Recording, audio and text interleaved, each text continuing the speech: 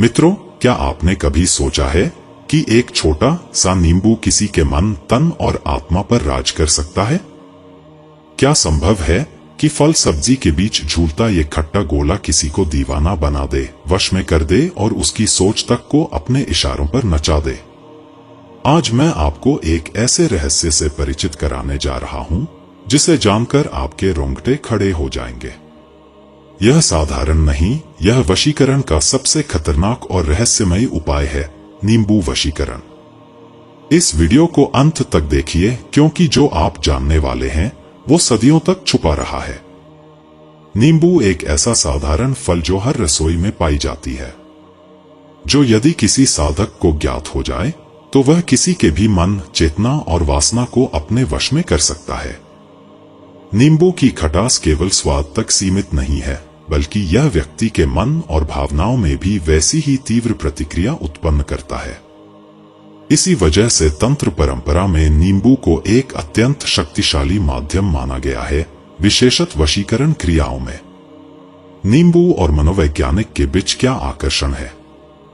नींबू का तीखा स्वाद जब जीभ पर पड़ता है तो व्यक्ति के संपूर्ण शरीर में एक संवेग पैदा करता है।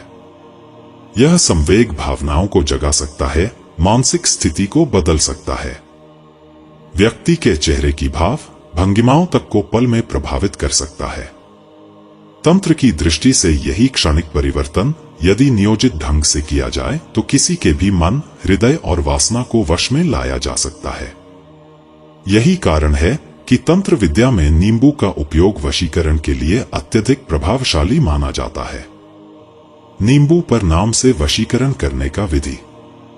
प्रेम संबंध, यौनाकर्षण व जुनून को उत्पन्न कर किसी विशेष व्यक्ति को हमेशा के लिए अपने वश में करना। इस वशीकरण के लिए आवश्यक सामग्री: पीला नींबू, सामान्य आकार का, सफेद कागज, लाल रुमाल, सिंदूर।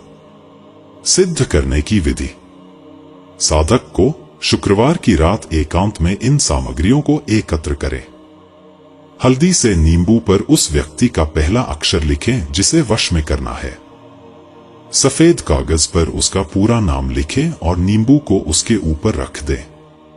अब नींबू को लाल रुमाल में लपेट लें। साधक को शनिवार सुबह सूर्योदय से पहले स्नान करके साफ वस्त्र पहनना होता है। घर के पास के किसी मंदिर में जाकर सभी देवी देवताओं को प्रणाम करें। हाथ जोड़कर उस व्यक्ति का स्मरण करें और अपनी मनोकामना व्यक्त करें।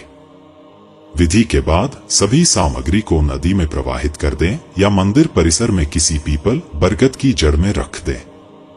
घर लौटकर नीचे दिए गए मंत्र का 111 बार जाप करें। 11 दिनों तक करना होता है।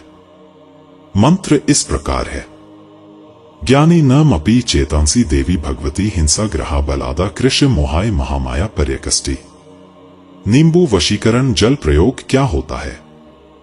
किसी व्यक्ति को पीकर या पिलाकर किसी के मन को नियंत्रित करना। केवल खास समय और खास दिन में इसका प्रयोग किया जाता है। सोमवार, सूर्योदय से पहले 4 से 5 बजे के बीच। सामग्री: 2 पीले नींबू, लाल स्याही या सिंदूर, पीला आसन। विधि: साधक को दोनों नींबू पर व्यक्ति का नाम लिखना होता है। सुनसान चौराहे पर जाकर एक नींबू को काट दें और मंत्र का 3 बार जाप करें। नींबू वहीं छोड़ दें और बिना पीछे देखे घर लौटें। घर पर पीले रंग के आसन पर बैठें, दूसरा नींबू हाथ में लें और 151 बार मंत्र जाप करें। मंत्र नाम के स्थान पर व्यक्ति का नाम लें। ओम विवशु त्रिवस नवस्क्वे रई अमुक नगदस मब्सजद ह्री ह्री नमो। नींबू का शरबत बनाएं, आधा खुद पिएं और आधा वशीकरण व्यक्ति को पिलाएं। यह क्रिया लगातार 5 सोमवार तक करना होता है।